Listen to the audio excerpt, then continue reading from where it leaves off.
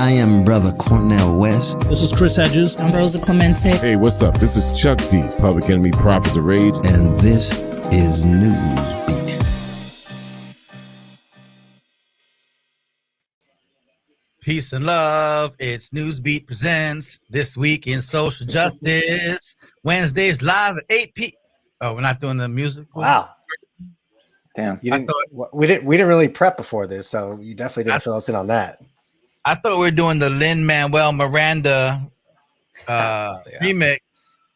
Welcome, everybody, to This Week in Social Justice. I am Manny Faces, the producer, co-producer with my mans right here, co-producer, the audio editor, and the host of the Newsbeat podcast. We do that on the podcast tip, and then here we come to you live once a week, Wednesdays at 8 p.m. Eastern, for This Week in Social Justice.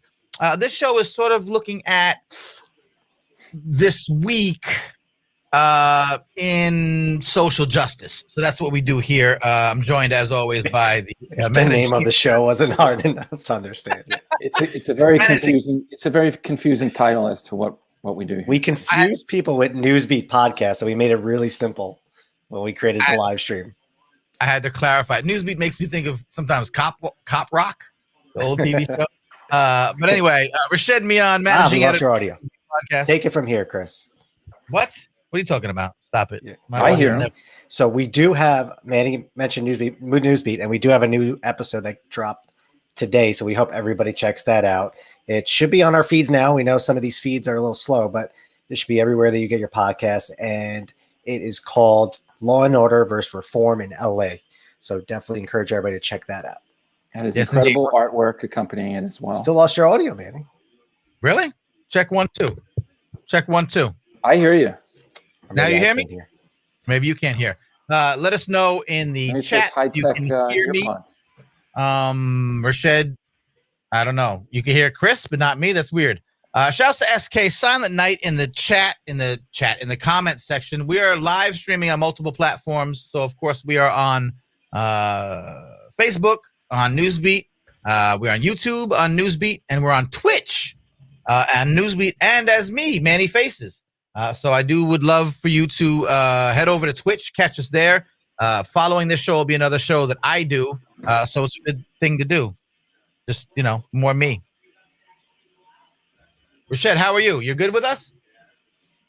All right. While Rashed comes back to that, we are here to talk about social justice items. We have a great guest tonight that will be joining us to talk about some of these issues. We also have some what we call news bites and information that we want to give you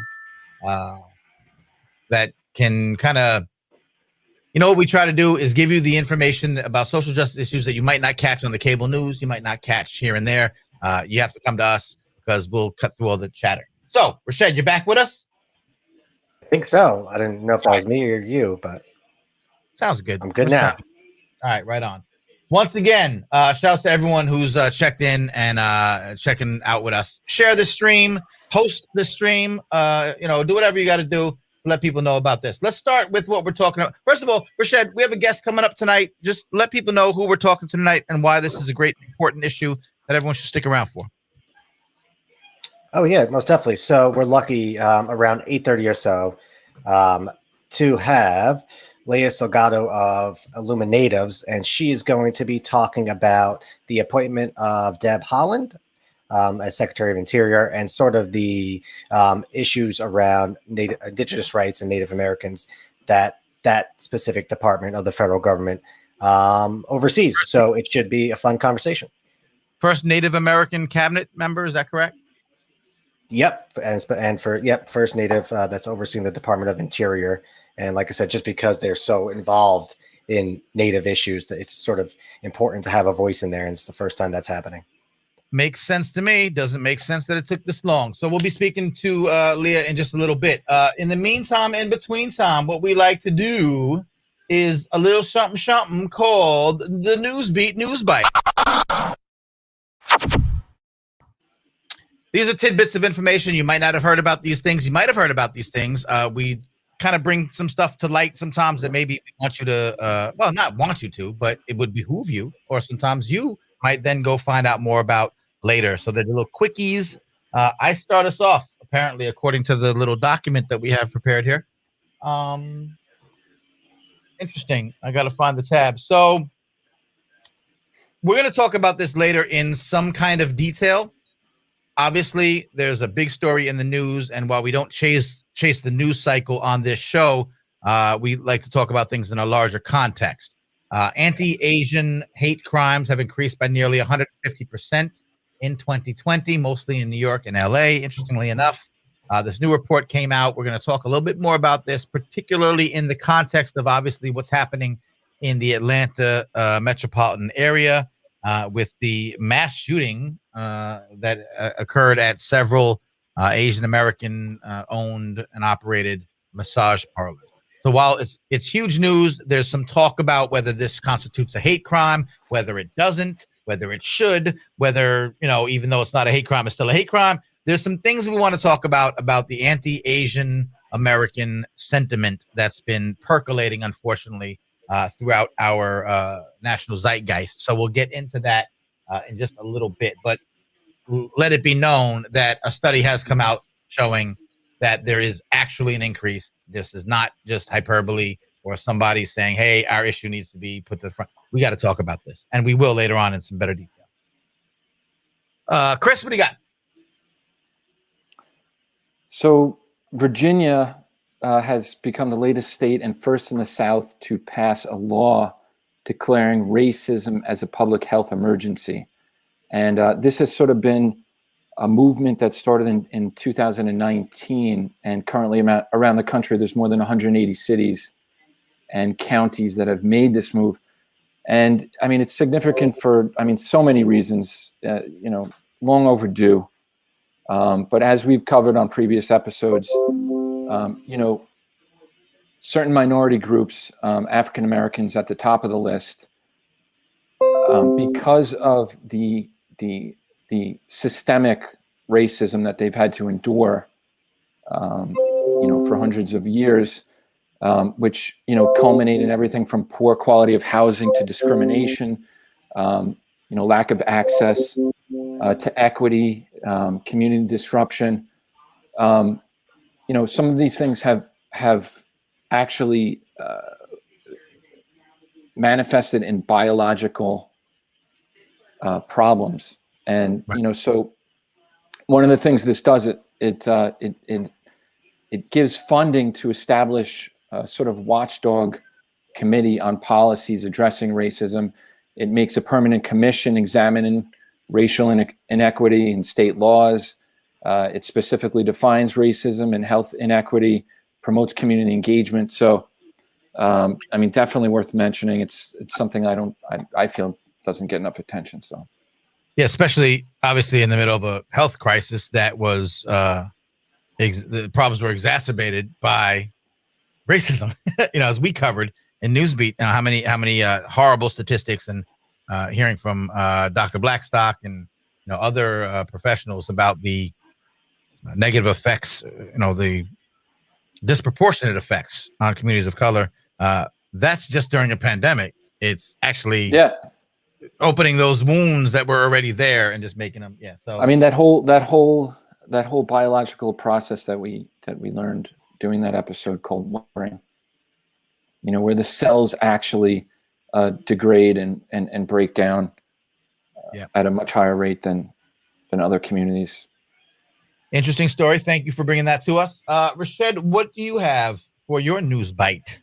And by the way, links are being posted in the comment section to follow up on some of these stories.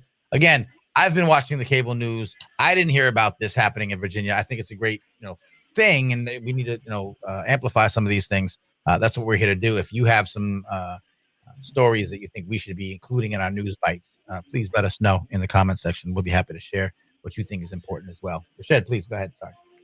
Yeah, I was just going to say one thing pertaining to that is just something that happens daily for people. Obviously, just environmental pollution and things like that impact people's health. Right.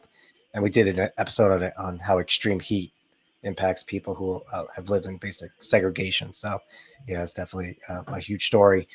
So my Newsbeat Bite has something to do with something that we covered during the coronavirus pandemic, and that's the issue of evictions and that epidemic that was going on even before the crisis, but then it sort of accelerated, just like so many other inequities in our society due to the pandemic. And so there was a recent study or analysis that came out, and that was from the Association for Neighborhood and Housing Development, and it was based on stats from New York, from the New York area, and it found, surprise to surprise, unfortunately, that communities with higher COVID-19 death rates also saw much higher eviction notices. So landlords, according to this study, were filing evictions almost 4 times higher in zip codes that were hardest hit by COVID-19 as compared to others. And those zip codes were predominantly made up of people of color. So again, it just shows that people of color, as we just mentioned, disproportionately impacted in terms of getting sick from the pandemic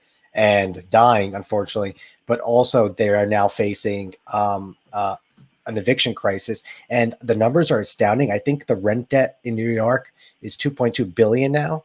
And since the crisis, since the pandemic, I think landlords have filed over 15,000 evictions in those zip codes alone, in those high density COVID-19 zip codes. So it's sort of astounding. It's unfortunately not surprising because people have been paying attention to this, but it's still unbelievable just to see how people are getting hit on all sorts of fronts. Moratoriums, that was something that was, early on part of the deal. Are moratoriums still in effect, or is it state by state? Is it, obviously federally, I think, if you're like in a federally subsidized, like what's the deal? Do we know? Well, I know the one in New York specific to this issue. I think the New York moratorium ends in May. States have been extending it. Those states that recognize that evictions are a problem have been extending it. So we'll see if that happens. Just obviously the background that people are going to owe coming out of this. So there's obviously talk about people getting stimulus money, but a lot of people have said even the stimulus money, the generous stimulus payments of $1,400 per person could evaporate pretty quick once you have to pay these bills that are coming due.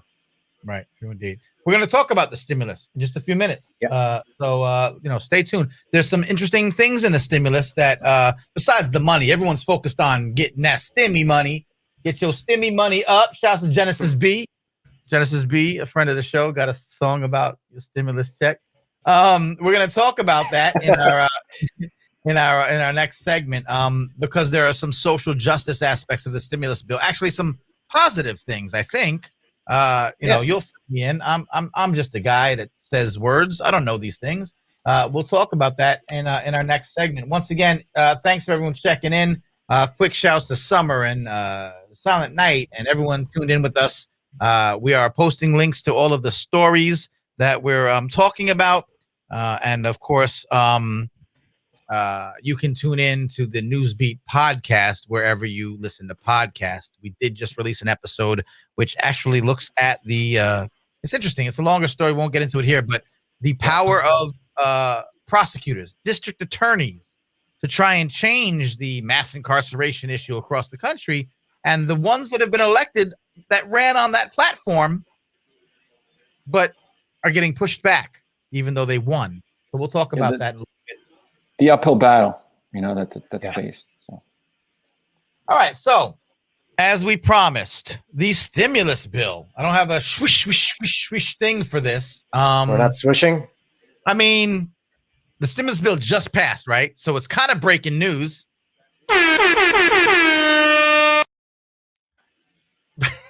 But look, if cable news could have a breaking news thing at the bottom of stories that are like 3 days old, it's always breaking news. 8 o'clock. It's like 8 o'clock. Dun dun dun. Breaking news. It's 8 o'clock. They're not really anyway.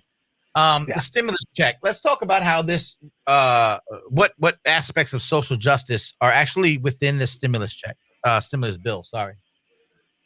Yeah, I mean, I think that's the interesting thing, right? Because everybody just points to the stimulus check, which is amazing, obviously, just to help people. We mentioned the eviction moratoriums and the money that's going to be spent just paying off those bills. But there's some interesting things that I didn't know until a couple of days ago, and I thought people would find interesting. So one of the things that we saw from the bill, and I think it's part of this overarching theme of how the coronavirus has exposed these deep inequities in American society, right? So some of these things that they're addressing might not off the cuff you would think of it as a COVID-19 related issue, but it is an opportunity to address some of these injustices that have happened in society for so long. And as you guys can see on the screen, part of the bill is sort of a debt relief program for disenfranchised farmers. And a lot of those people are Black Americans who've had farms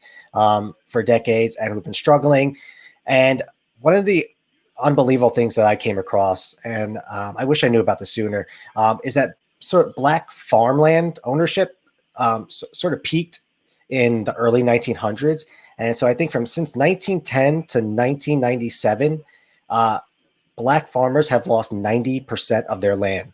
It's incredible. And white farmers have only lost 2% of their land. And another number. So one of the reasons why is just systemic racism, access to loans. And there's a news organization called, I believe it's called The Counter, which found, they did an investigation even during the Obama years, looking back at the Obama years, and they found that the USDA, even before Obama, but was denying loans to Black farmers. And a lot of Black farmers, I guess, they just didn't have titles to their land, so that made them ineligible. But they were being denied for all sorts of reasons. And there was almost something like 14,000 claims of civil rights issues made by Black farmers during the Obama years, and some of those were unsettled. And so what this would do under the stimulus bill is it would provide debt relief to these farmers. Some farmers are going as far as saying this is a version of reparations. Others are saying that it's hard to look at this as reparations because the amount of money that's being offered to these people is slim when you think about the greater context. So there was one person quoted in the Counter. I'm going to read the quote. It's amazing. So he said that they said that the best estimates that they've seen of the economic loss to Black farmers due to the USDA policies and the overall process of land appropriation by whites has been between $250 and $350 billion hit to Black farmers. So when you just see those numbers and you think about the 90% of land lost over the last century, it's astounding. And this is, like I said, just one of those issues that the inequities that's being coming to the fore due to the coronavirus pandemic. So this is just something that the stimulus bill is trying to correct as best as it can. Like you said, wouldn't have even known about this. Like, you don't hear about this on, it's all about the stimulus, the money, the checks, some of the other things that have been happening, small business relief, obviously some really needed and really important things. But does this do enough? I guess is going to be the question, right? Well, I think some are saying, yeah, because this is, I think the money appropriated is going to be $5 billion debt relief, and that's apparently significant. I mean, when you think about just the overall hit, the number that I just quoted, the nearly $350 billion loss, when you compare that to $5 billion, you're like, oh. But apparently, a lot of Black farmers are saying this will help a lot in terms of debt relief because a lot of the money that they owed were due to foreclosures that they had to, that they were hit with foreclosures because of the loans they were not able to get, and this will help pay some of that off. So hopefully, this will allow Black farmers to find some success where there's been so much loss and pain over the last century. Got it. All right. Cool. Good information. Anything else hidden in this stimulus package we should know about from a social justice angle? Yeah, so I think this is something that alludes to what Chris mentioned in his bite about racism as a public health crisis, and it has to do with the maternal mortality rates in this country, which are astronomically high as compared to other developed nations. I think the U.S. has the highest of those countries, and the women hit the hardest again are African Americans, and the maternal mortality rate has been high for so long. I think that they found that even Black mothers with a college education die as much as 5 times higher than white women. And people bring up sort of like this economic, they try to tie it to economics because there's always this conventional wisdom that if you go to college and you make money, you're living well off, and you're not going to be potentially have some of the issues that maybe somebody who's living in poverty has. But it shows that despite economic class, Black women are still facing these burdens. So the stimulus bill also is trying to correct that by basically extending Medicaid to people who, after I think 60 days, if you're on Medicaid and you have a pregnancy, you lose that coverage, right? Mm-hmm. And it's the post-pregnancy period where a lot of women are dying. So by extending it, I think up to a year, they're obviously hoping that better healthcare coverage will reduce these mortality rates. And that's federal funding going to states. So the states, I think they might have to pay part of it, but federal funding is going to help pay a lot of the Medicare cost. It's one of the most astounding statistics that I find. I mean, I talk a lot about in my other world, hip hop being used as a tool to enhance education, right? You're using it as a vehicle for enhancing engagement of young people and bringing up their grades, bringing up their engagement, their interest, and all that. And it's often overlooked, it's often poo-pooed by people who don't have a great understanding of hip hop. And I do that and I contrast it with the fact that in education standards, the United States, comparatively worldwide, is somewhere like in the middle of the rank. And for the richest country and the greatest country and all those things we're supposed to be, I can't call us the greatest nation on earth like some of the politicians like to do, because we're not doing the greatest things. We don't have the greatest education system. We don't have we're not tops when it comes to educational output.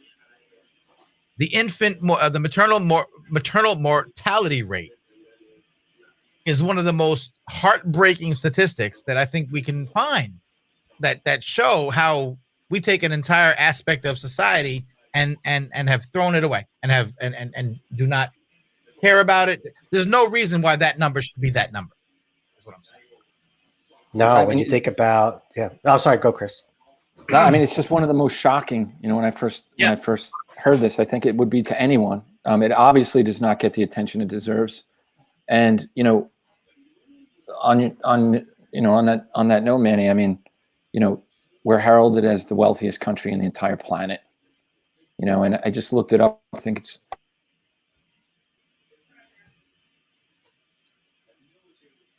I think Chris froze. Chris frozen by by the shocking numbers. Yes, by the shocking numbers in that thing. But like you say, right here, somewhere in the middle, near closer to by far tops. Yeah. It's not even close. If you look at that, it's not. I think the next closest country is France, and they're like halfway.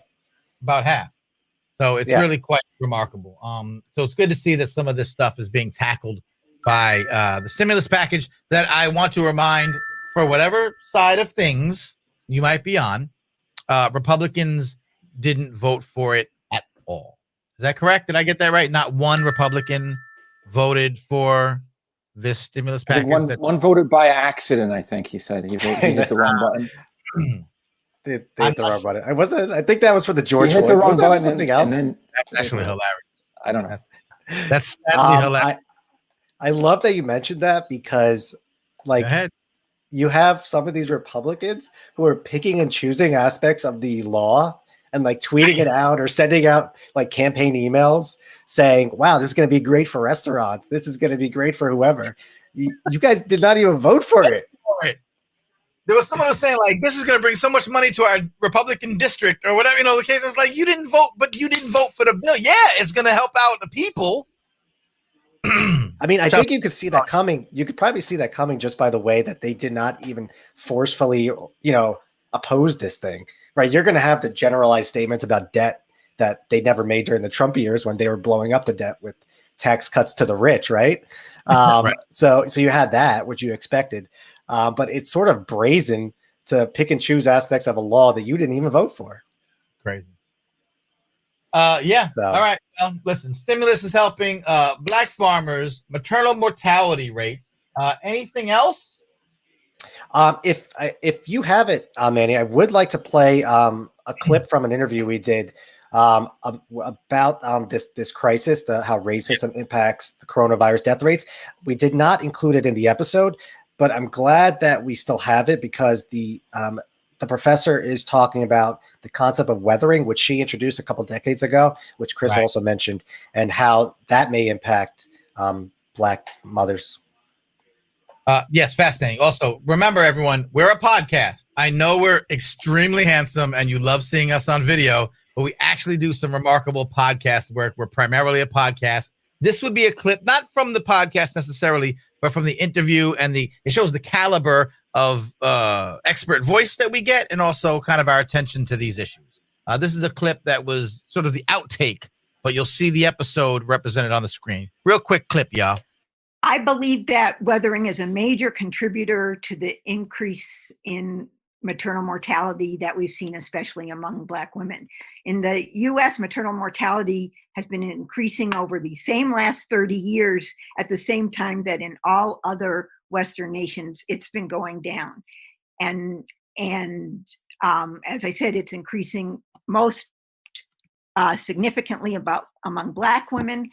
And this is another example of the mistake of thinking about chronological age, because what weathering implies is you're less healthy at 25 than you were at 20, at 30 than you were at 25, at 35, et cetera. And so we have our kind of social norms have encouraged people, especially high achieving and professional and highly educated women, to postpone childbearing into their late 20s, 30s, and even 40s. But what people are missing there is the fact that African-American women will have had more years at that point, whether they're economically well off or working class or poor. This, some of the salts that I've described that activate weathering happen to stigmatized and marginalized groups across the board, irrespective of class. And so they're having their babies on more weathered systems when they've postponed childbearing to their 30s. That was who was that? Please let people know. Professor Aline Geronimus. I think she's out of Michigan, if I have that right. I'm trying to recall. Yeah, and just think about some of what she just said. I mean, the fact that just daily living would break down physiological processes because of racism. Yeah. Just the fear of walking across the street, being arrested for jaywalking or something like that, or just driving or any of these things. Y'all remember when I came back from the Show Improve conference, Show Improve Hip Hop academic conference in Riverside, California. And I met with a couple of folks that were with groups that were talking about sort of the PTSD aspect of just being a minority in America, right? Just living under these circumstances and these situations, and how much that can affect you. And then Professor Geronimus really breaks that down. The episode is incredible. Linked in the comments for you to check out how coronavirus, how racism affects, the coronavirus pandemic, which you hear, talked about, but here is really expertly put together. So yeah. All right, listen. Yeah. All right, tough subjects. Thank you, gentlemen, for breaking down those issues. We have, again, as we promised, we have a couple more things to get into tonight. But yes, if you are listening to us and finding out that we do some podcast work, do look for the Newsbeat podcast. Newsbeat, 2 words, 1 love. Wherever you find podcasts, we're on all the podcast networks. So you can go to usnewsbeat.com and find out how we approach these issues. There's something special about the podcast we do. Not only do we interview the incredible sources and experts like Professor Geronimus and folks like that, and we tackle these issues that are not always being front and centered by the mainstream media, but we also incorporate it with music. And it may sound funny that those things would combine, but it is not funny at all. It's fantastic. Award-winning Newsbeat podcast, very often interjecting the original lyrical contributions of brilliant independent hip-hop artists who take their artistry in compelling ways, amplify, and punctuate the issues that we're talking about. So do check us out wherever you find podcasts. Moving along, I think, Christopher Twarski, that right about now, it's time that we please introduce our esteemed guest who's coming on in just a second. Go. Let's go. Go. I'm yes, so excited. So joining, we're so happy to have Leah Salgado with us, who's Deputy Director of Native-led nonprofit Illuminative. And Leah, thank you so much for joining us. Thank you for having me. It's so nice to be here with you today. So right off the bat, I mean, we want to get into the significance of Deb Haaland's confirmation as Interior Secretary. Please, you have the floor. Great. Well, my name's Leah Salgado. I'm Bosco Yaqui. I'm a Native woman from Tucson, Arizona. And I'm coming to you from the lands of the Piscataway people in Washington, D.C., where Secretary Holland began her first day today officially as a secretary. And I can't even begin to talk about how wonderful it is, right, that this moment happened. I think even when we think about the history, right, of the Department of the Interior, the way in which the federal government has attempted the genocide, erasure, right, of Native people, and the Department of the Interior really being one of the major vehicles, right, that did that work, and to have a Native person now, right, it took way too long, but to lead, right, that department is a revolutionary act, I think, no matter any way that you cut it. But even thinking about the way that this whole process happened, right? Like Native people in Nevada and Arizona, right, in Wisconsin and when Minnesota showed up in record numbers,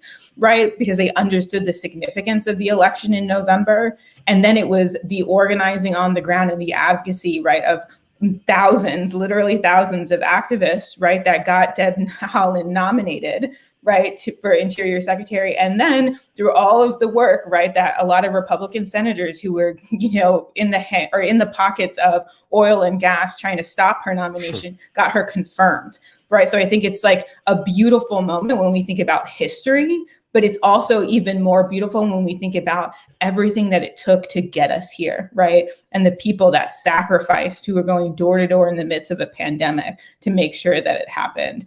So it's significant on all kinds of levels, and I'm really excited about it.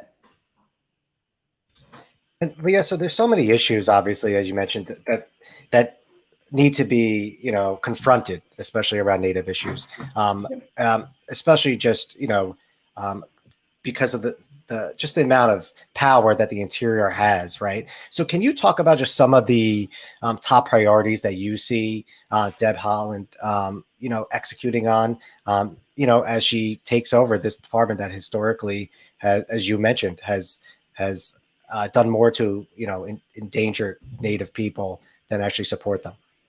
Yeah. So I think first and foremost, right, like I know you were talking about the COVID-19 bill, right, that passed through Congress. I think it's really important for us to realize that for tribes, right, who were included as part of that plan, the office that's going to be overseeing, right, the distribution of those dollars, right, is going to be the Department of Interior. And so Secretary Holland is going to play a big role, right, in helping ensure tribes have access to those funds, because I think a lot of people don't even realize is that when the pandemic first started, right, a year ago, tribes and Native communities were left out of that original COVID bill, right? It was through the advocacy of Congresswoman Holland at the time and Congresswoman Davids, right, where Native people did have access to funds. We've seen, Native people and tribes continuously have problems getting access to vaccines, right, to serve, right, their communities. And so to have a Native person, right, who's going to be in charge of making sure that money is distributed in a way that's equitable,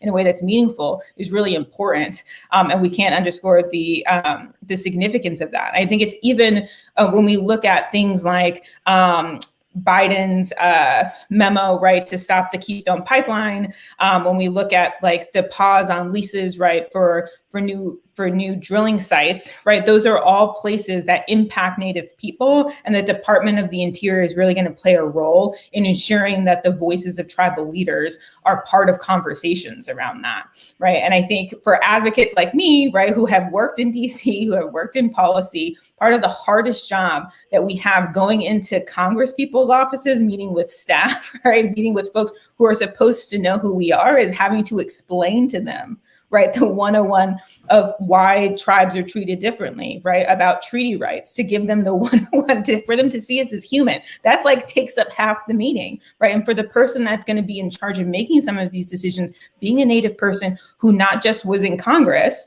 right? But who also worked within tribes, who worked in community, right? Like that takes away half of that burden that we had originally. And it's important for us to look at that. But I think what also a lot of Native activists are really excited about is the fact that a lot of fights that we have currently around land and water and sacred sites, right, are fights that have continued to happen because, you know, with Ryan Zinke, with the other secretaries of the Interior, they didn't respect tribal sovereignty, right? They did everything that they could to undermine the ability of tribes to protect their land and their water and sacred sites. And so now we have a proven advocate who's in that seat, who understands the importance of tribes being there making decisions. And I, for one, am really excited, right, that we have someone who actually cares about the land, right, that understands the importance of land, that understands the importance of clean air, of clean water, not just for Native people, but for all Americans being in that seat. Because I think the reason why there was so much pushback, right, from some of these senators, by some of these lobbyists, is because they know she's not in their pocket. Right? She's never taken money from them. They don't have the same kind of access. They've been living in a world where they have free reign to do whatever they want, right? When it comes to drilling, when it comes to putting profits over people, and to have Deb Holland there, I think she's just, she's not what they want, and she's not what they expect to work with. And I think they're going to be in for a rude awakening, right? As she's able to ensure that the lives of everyday people, right, are protected, and that, you know, these corporations don't have access like they used to. Yeah, I mean, and we could go down the list of all the different issues, and some of them you addressed. I mean, in terms of her confirmation, as you said, revolutionary. And now you mentioned a little bit about sort of, you know, the in the pockets and the drilling. And, you know, one of the things for me when I try to do research and I try to educate myself about history here, especially with the Interior Department, has been that mining, you know, and uranium mining in particular. And I know Deb Holland has some strong stances on that. So if you wouldn't mind, you know, briefly just to try, you know, because I know, you know, unless you do the research, the common person isn't even going to hear about this stuff. So if you wouldn't mind just sort of talking a little bit about that shameful legacy, specifically with uranium mining. Sure, I can. Let me preface this by all saying this. You aren't alone in not knowing this history, right? 27 states here, right, don't mention Native people at all in their K through 12 curriculum. Of the states that do, 87% of them never mention Native people post 1900, right? So what we actually see is the erasure of Native people from this history, I think in a large part because it doesn't fit this really neat narrative about who this country is. And so there's been a lot of like really specific work, right, I think, to whitewash our history as a country. So you're not alone, right? I think that's part of the work that we do when we talk about representation, when we talk about Native visibility, right? Is really think about how do we ensure that folks like you are actually learning true history, right? That you're getting a truthful understanding of what this country is. For some context, right, the Department of the Interior oversees public lands, right, oversees the Bureau of Indian Education, the Bureau of Indian Affairs, right? And I want to talk a little bit about the BIA, the Bureau of Indian Affairs, right? Because it is like has a very painful history where that department was actually that dealt with tribes, right, was actually housed under the Department of War before the Department of the Interior was created. So when you take that piece of history, it puts into context the entire way in which the federal government has actually the mindset that they've had towards Native people, right? It was within the Department of War, right? When we look at the Bureau of Indian Education, which now oversees, right, many different schools on different lands, right? That was the primary vehicle for the forced assimilation schools, right? The boarding schools that are a deep part of this country's history, right? So the DOI, when it was created, was really an opportunity to manage the westward expansion, right, of the United States as this country came to be. And a big part of that Western expansion was actually the forced removal of Native people from our lands, right? In particular, for the access to resources, right, that existed on our lands ourselves, right? So when we think about the US government's history with our land and our people, right, it's one that's been deeply rooted in a consumption-based approach, right? It wasn't about the stewardship of land. It wasn't about making sure the land was farmed properly, that it was taken care of, that it was seen as an integral part of our country's future, right? It was looked at as a way to ensure that there were continuous profits for the people at the top, right? And so the DOI really has been a vehicle of white supremacy for a very long time. When we look at mining, right, like that's a deep part of that history as well. When we think about Deb Holland, right, the Laguna Pueblo is actually a tribe that has dealt with a uranium mine on their traditional homelands and have seen all the after effects of that, right? We have tribes that are in Montana who have dealt with gold mining operations that have literally poisoned the water, right, that's there. And so I think part of the reason why when we talk about the sacredness of land, we have to acknowledge that people live there, right? Like this doesn't happen in Beverly Hills or in the Hamptons, right? Like this happens where Native people live, and it's something that we're okay with, right? Because people don't think about Native Americans. They don't see us as being human, right? And so it's okay if there are issues with access to water or if the land is damaged, right? Because it's out of sight, out of mind. And so it's really interesting, I think, when we think about Deb Holland, who's going to be making decisions, right, on new leases, right, for oil or for drilling, who's actually dealt with the repercussions of those decisions, right? It's not theoretical for her as much as some of these senators are talking about this, right? They don't live in the land where they have runoffs, right, in the water, where they understand the devastating impacts, right, on the health of our children, right, on themselves. And Deb Holland does. And so I think it's an excellent opportunity for her to bring that experience and knowledge into the department. And Leah, I just have two quick questions, if you don't mind. And one has to do, obviously, with the treaty obligations that this country never lives up to over more centuries, and also. In terms of the climate, I think the stat is that a quarter of all carbon emissions come from public lands, right? And indigenous people are the ones that are most impacted. I think back to, I think it was over last summer when in Nicaragua, when the indigenous communities there were hit more than once, right? And it was only then that people started hearing their stories. So can you just talk about those two issues, the treaty obligations and the climate impact and how that disproportionately harms indigenous people? Yeah. Well, I'm going to start first with the climate impact, right? Because I think it's important that we acknowledge that 80% of the world's biodiversity lives in the hands that are managed, right, and stewarded by indigenous people. And that's for a very important reason, right? When we think about like our language and the words that we use, right, to talk about this relationship, we understand that anything that we do is not in a vacuum, right? Like it impacts everything. We are all related, right? Like there is nothing that exists, right, within this space that isn't impacted by actions that we take. And I think what's beautiful and what Deb Holland has talked about a lot, right, is about how when she talks about herself as a 35th generation New Mexican, right, what she's talking about is her ancestors, right, and their relationship with the land that they're on. And she takes that mindset and looks forward for how we're continuing to build a world where the planet is habitable, right, for future generations, right, and not just one or two, but 7 generations out, right. This is a native value, right, that's present in a lot of different ways in a lot of our different cultures, right. So I think it's important that we acknowledge that when our Alaska relatives, when our relatives, right, in Washington and Oregon are seeing, right, what's happening when sea levels rise, right, as villages are having to be evacuated as a result of all of that, right, when we see that the migration patterns of salmon, right, are impacted by what's going on with the planet.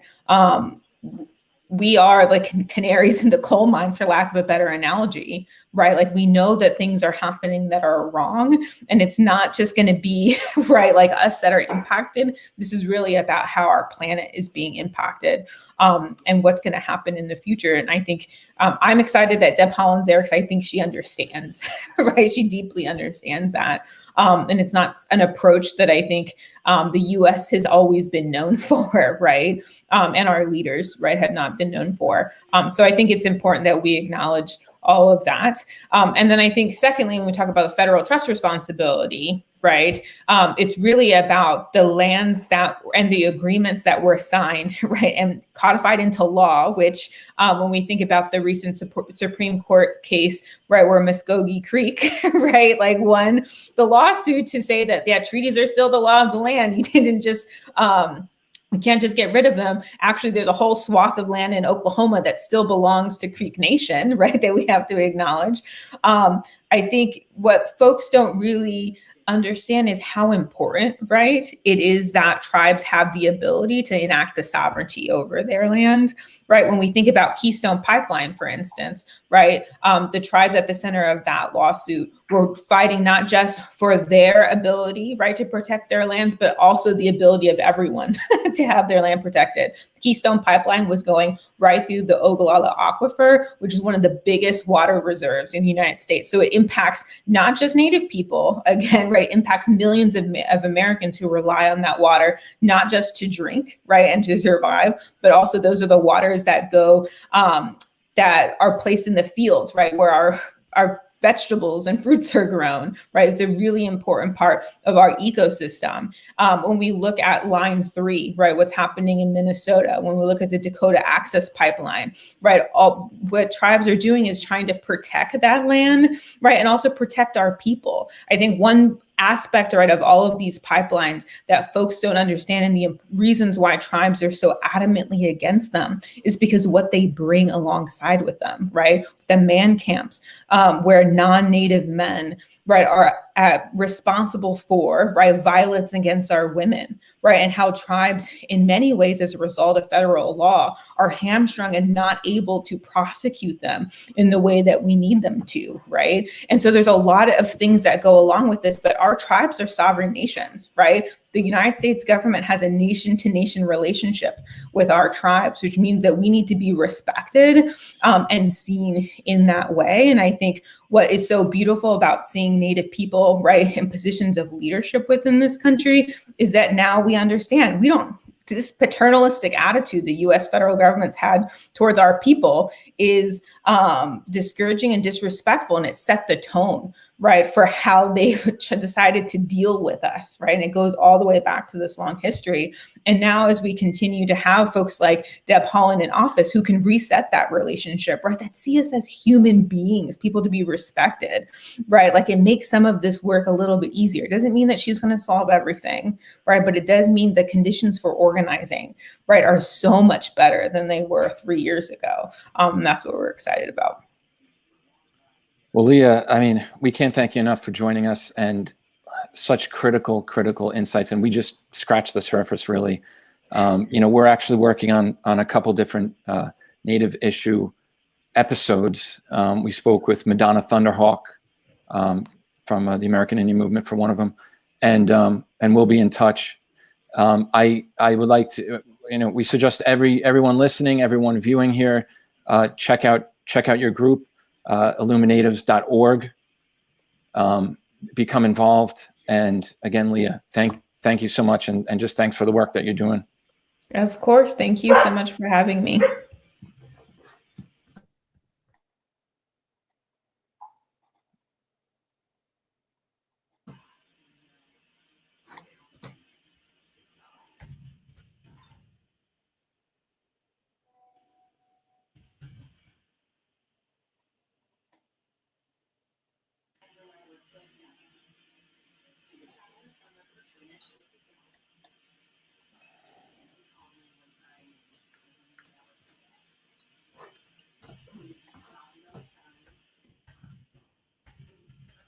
Look, I know that the audio was dropping. I was testing you to see if you were paying attention. I can hear you now. I was saying, once again, thanks to Leah from illuminated.org. often underreported, underrepresented issues that are being addressed, even as we talked about with the appointment in the cabinet, but so much more going on in that world. I was fascinated because you don't hear about this stuff every day. So thanks to us for doing this, and thanks to Leah for breaking it down. What we do. All right, gentlemen. This is going to be the last few minutes. I think we'll have to sidestep our normal news beating the past and news beating the future. But we wanted to pay a little bit of attention to this Asian American violence issue. So let's get into it very quickly, gentlemen, before we have to hard cut at 9, a couple minutes early, obviously, as we do the outros. Go. What do we got? Rashad, start us off. Yeah, well, over the course of several months now, especially during the coronavirus, we've obviously seen reports of an uptick in hate crimes, anti-Asian hate crimes, Right. spreading up across the United States. I think we just showed a report that was released yesterday or the day before that showed the majority of those bias incidents, hate crimes, happened in New York and the California area. It's it's obviously just a trend in this country when there's a minority group that is being thrown into the public eye, and by that I mean especially in recent years Muslim Americans with Islamophobia after the 9/11 attacks, and now with Asian Americans and Pacific Islanders in regards to the coronavirus, especially with the rhetoric that came out of the White House. And I'm obviously never going to repeat the things that Donald Trump said about Asian Americans and in their relation to the coronavirus.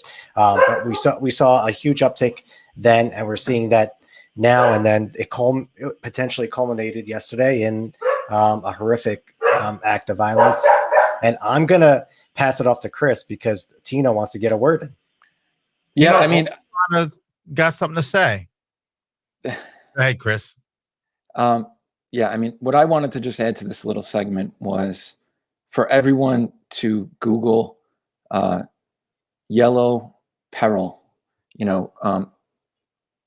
anti-Asian hate and violence and rhetoric and xenophobia is nothing new. I mean, the last president was the most recent, I guess, public figure to sort of, fan those flames. But, Democracy Now! Has an incredible interview with Noam Chomsky about this, but this is a historical campaign, a divisive tactic that's used over and over again throughout time to sort of demonize and scare the public and, just toss, an entire ethnicity under the bus for any number of things to deflect and distract. It's just... I think that it was interesting because obviously we're talking about this issue because of what's happening in the last, I guess, few months. Like you said, certainly within a few weeks, mainstream media is finally, starting to, pay some attention to some of these ongoing issues, the report that's come out. And of course, what's happening in the Atlanta metropolitan area, which is crazy. Some of the Faces kids lives right in the area where a lot of these shootings and murders just happened.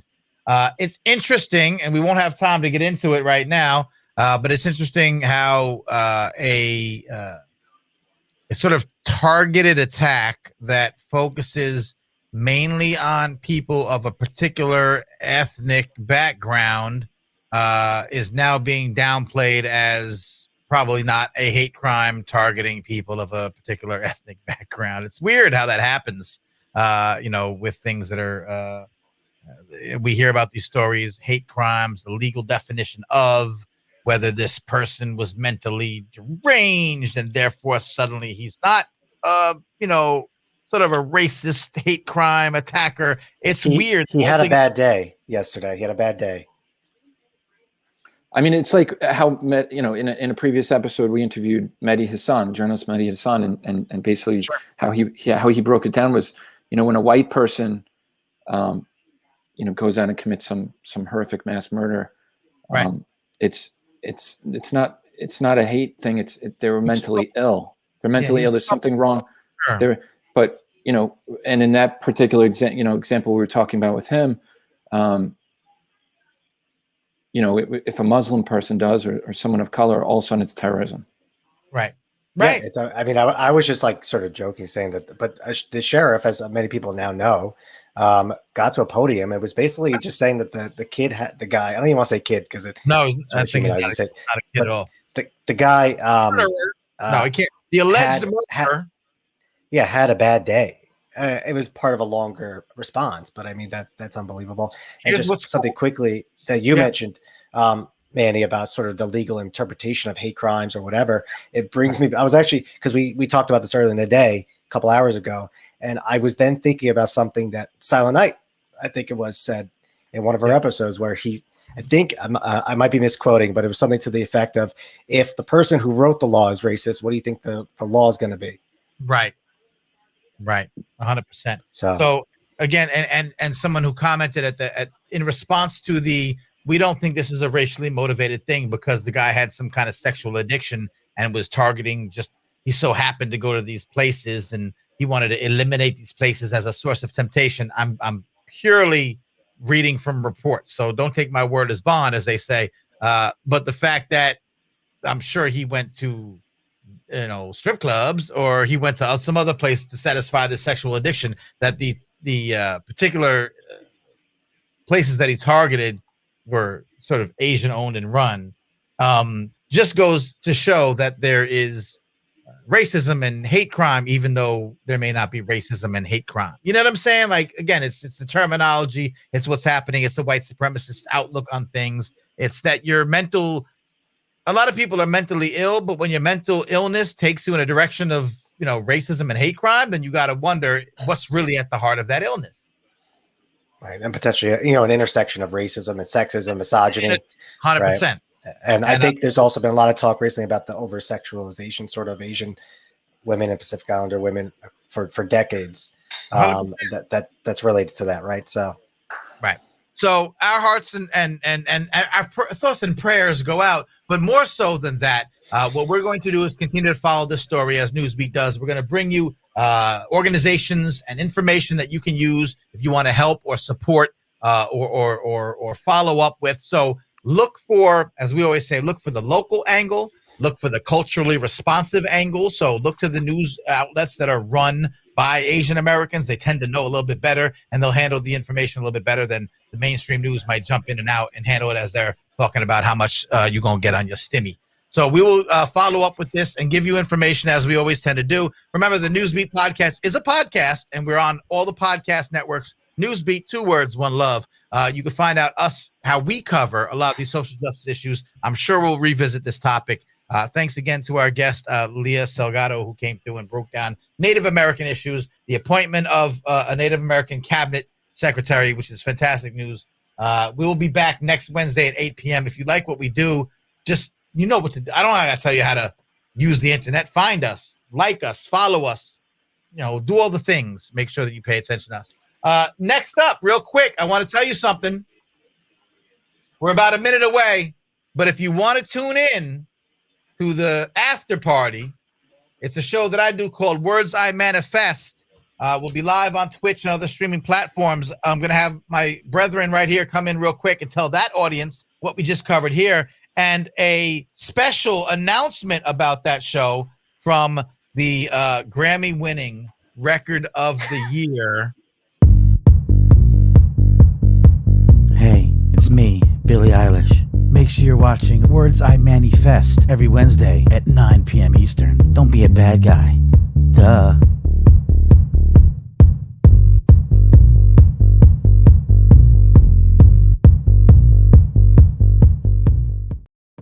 So join me over on Twitch, twitch.tv/MannyFacesOfficial. We'll continue the after party. We will talk about social justice issues. I'll have these guys on. We'll talk about hip hop. We'll talk about NFTs. We're talking about NFTs tonight. Touch me, NFTs me over there. See ya. Peace. We're out next Wednesday. We love you.